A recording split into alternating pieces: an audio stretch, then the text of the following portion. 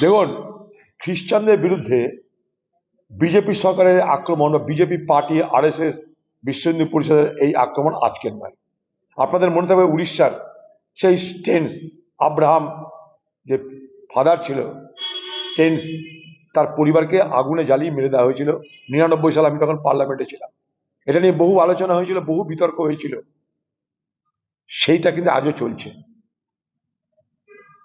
এই হিন্দুই শেষ কথা। হিন্দুত্বের দখল নিতে গিয়ে ভারতবর্ষের সংখ্যালঘু সম্প্রদায়ের কোন অংশের মানুষ তারা নিশ্চিন্ত নয় আজ। তাই আপনারা দেখতে পাচ্ছেন যে খ্রিস্টানদের বিরুদ্ধে হামলা বেড়ে চলেছে। এখন আবার নতুন ফরমান জারি করেছে এই আরএসএস, কি এর পর থেকে 25শে ডিসেম্বর পালন করা যাবে না। এই যে আরএসএস বিশ্ব হিন্দু পরিষদের যে সমস্ত বজরং দল ফল আছে, তারাতে এখনই ঘোষণা করেছে যে কেন 25শে ডিসেম্বর পালন করা হবে। আরে 25শে ডিসেম্বর তোমরা বলছো পালন করা হবে না, আর তোমার প্রাইম মিনিস্টার বলছে পালন করা হবে। কোন দিকে যাবে মানুষ? ধর্ম পরিবর্তনের নামে আরেক অত্যাচার নেমে আসছে খ্রিস্টানদের বিরুদ্ধে। উত্তর পূর্বের খ্রিস্টানরা তার জন্য বারবার করে ভারত সরকারের যে প্রতিবাদ জানিয়েছে। বড় অদ্ভুত ব্যাপার। এ ভারতবর্ষে হিন্দু ছাড়া আর কারোর অধিকার নেই, এটা প্রমাণ করতে চাইছে এরা। ভ্যালেন্টাইন ডে পালন করা যাবে না। বোম্বের সমুদ্রের তীরবর্তীতে সমুদ্রের তীরে দেখেছেন যুবক যুবতীরা, তাদের জীবন আছে, তাদের একটা ভাবনা আছে, তাদের বয়স আছে, তাদের উপরে হামলা আরম্ভ করে দিল। কি না, কিভাবে তোমাদের চলতে হবে, সমাজে কে কিভাবে চলবে, তার জন্য তারা কি পুলিশ? বজরঙ্গের লোকরা কি পুলিশ, মরাল পুলিশ? কি করে চলতে ওরা ঠিক করবে? 25শে ডিসেম্বর পালন করা হবে না, ভ্যালেন্টাইন ডে পালন করা যাবে না, ওইটা করা যাবে না, সেইটা করা যাবে না। তাদেরকে দায়িত্ব দিয়েছে এ কাজ করা।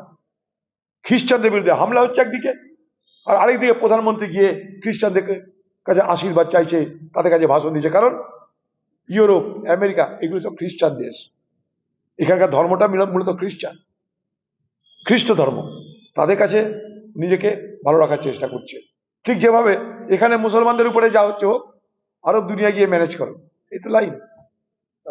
আমরা খুব উদ্বিগ্ন যে আবার নতুন করে পরিযায়ী শ্রমিকদের বিরুদ্ধে বিভিন্ন জায়গায় হামলা হচ্ছে এবং তাদের সঙ্গে অন্যায় আচরণ করা হচ্ছে। উড়িষ্যাতে একজন পরিযায়ী যুবকের মৃত্যু হলো, টিভির পর্দা আপনারা দেখতে পাচ্ছেন। কিন্তু তার পাশাপাশি কথা বললো পালন কর, তার পাশাপাশি গতকাল আমি খবর পেলাম যে উড়িষ্যার কেওনঝাড়ে এইখানকার মানে সুতির অনেক শ্রমিক, পরিযায়ী শ্রমিক, তারা ঘর থেকে বার হতে পারছে না। তারা ফিরে আসতে ভয় পাচ্ছে, কারণ তাদের উপরে আক্রমণ হবে এই আশঙ্কা তারা করছে। রাত্রেই আমি কেওনঝাড়ের এসপির সঙ্গে কথা বলে এবং সেই শ্রমিকদের সঙ্গে আমার যোগাযোগ করার মধ্য দিয়ে তাদের যেন সুস্থ সবলভাবে বাড়ি ফিরে আসার ব্যবস্থা করা যায়, আমি সেটা করেছি এবং তারা ফিরেও আসবে। আমি খবরের কাগজে দেখলাম আওয়াল শেখ বলে এই ভগবানগোলার একজন পরিযায়ী শ্রমিক, তাকে বাংলাদেশি বলে আটকে রেখেছে তামিলনাড়ুতে। যেখানে আটকে রেখেছে সেই জেলাটা হচ্ছে কুড্ডালুর। সেখানকার এমপি আমার দলের এমপি, তার সঙ্গে যোগাযোগ করলাম। সেখানকার প্রশাসনের সঙ্গে কথা বলেছি আমরা। প্রশাসনের ধারণা যে সেখানে 8 জনকে গ্রেপ্তার করেছে, তার মধ্যে সবাই বাংলাদেশি।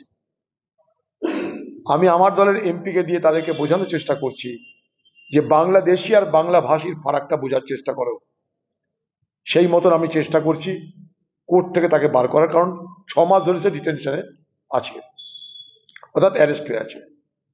তো আমি যে কথাটা আগেও বলেছি, আজও বলার চেষ্টা করছি যে হঠাৎ করে একটা ঘটনায় বিশেষ বিশেষ কারণে একটা করে প্রতিবাদ করলাম আমার প্রয়োজন মতন, পশ্চিমবঙ্গের ঘটনা ঘটেই চলেছে, কিন্তু প্রয়োজন মতন আমি একটা ঘটনায় প্রতিবাদ করলাম, বাকি ঘটনা চলতে থাকলেও এটা না করে একটা স্থায়ী এবং সার্বিক সমাধানের রাস্তা পশ্চিমবঙ্গ সরকারের ভাবা উচিত বলে মনে করি। সেই হিসাবে অনেক প্রস্তাব আমি এর আগেও দিয়েছি, আজও দিচ্ছি। সেটা হচ্ছে যে পশ্চিমবঙ্গ সরকার পরিযায়ী শ্রমিকদের জন্য বিশেষ পরিচয়পত্র ইস্যু করুক, যেখানে তাদের ডিটেলস থাকবে, যাতে কোথাও বিপদে পড়লে সেই স্থানীয় এলাকার পুলিশের সঙ্গে সেখানকার পুলিশ বা প্রশাসন যোগাযোগ করতে পারে। এক। 2 নম্বর, কোন কোন রাজ্যে আমাদের পশ্চিমবঙ্গের পরিযায়ী শ্রমিকের সংখ্যা বেশি, সেই সব রাজ্যে একটা করে অফিসার নিয়োগ করা হোক, যাতে পরিযায়ী শ্রমিক সেখানে বিপদে পড়লে তাদের সঙ্গে যোগাযোগ করতে পারে। নাহলে এরকম হঠাৎ করে একটা ঘটনা মানে হঠাৎ করে ঘটনা ঘটেই চলেছে, আমি তার মধ্যে কোনটা একটা ঘটনায় উল্লেখ করে সেটা নিয়ে একটা প্রতিবাদ করলাম, হল্লা করলাম, বাজার গরম করলাম, সেটা যেমন একটা দিক। আমি বলতে চাইছি যে স্থায়ী সমাধানের জন্য পশ্চিমবঙ্গ সরকারের ভাবা উচিত। পশ্চিমবঙ্গ সরকার যেগুলো করছে সেগুলোর পিছনে কোনো স্থায়ী সমাধানের রাস্তা আমি দেখতে পাচ্ছি না। পশ্চিমবঙ্গে কত পরিযায়ী শ্রমিক, কোন জেলার কত পরিযায়ী শ্রমিক, তার তালিকা নেই। সেটা তারা কোথায় আছে সেই রাজ্যগুলোর নাম আমরা কেউ জানি না। সেই রাজ্যের রাজধানী তো আছে প্রত্যেকটা রাজ্যের, সেই রাজ্যের রাজধানীতে আমাদের তো অফিসারের অভাব নাই। তাদেরকে বিশেষভাবে সেই সমস্ত পরিযায়ী শ্রমিকদের ভালো মন্দে যাতে তাদেরকে ব্যবহার করা যায়, তাদেরকে যাতে তারা যাতে নজর দেয়, তার জন্য একটা করে অফিসার নিয়োগ করা হোক, ইমিডিয়েট নিয়োগ করা হোক। নাহলে আমি দেখতে পাচ্ছি বিশেষ ঘটনায় আমরা চিৎকার করলাম, টিভির পর্দায় চলে এলাম, বাকি ঘটনা চুপচাপ থেকে গেল। যেমন আমি বলছি, গতকালই আমি কেওনঝাড়ে কথা বলেছি, আমি নিজে সেখানকার শ্রমিকদের সঙ্গে যোগাযোগ করার ব্যবস্থা করছি। এবার বলো।